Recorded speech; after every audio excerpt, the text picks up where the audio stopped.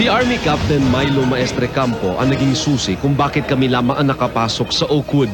Kababata ko siya sa Talisay City, Negros Occidental. Pasado alas 5 na madaling araw nang dumating kami sa hotel.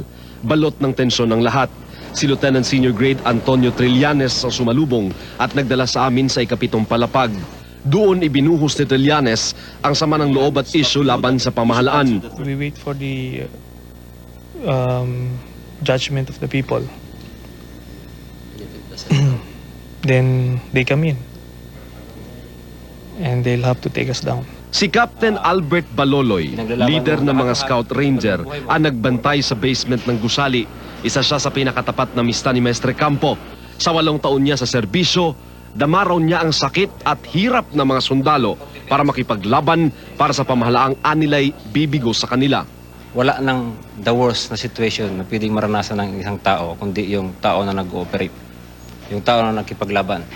Yung nararamdaman mo, habang naglalakad ka, yung bigat ng pack mo, yung bigat ng mga bala mo, yung bigat ng baril mo, minsan umuulan pa, day and night, kulang ka ng tulog, kulang ka ng pagkain.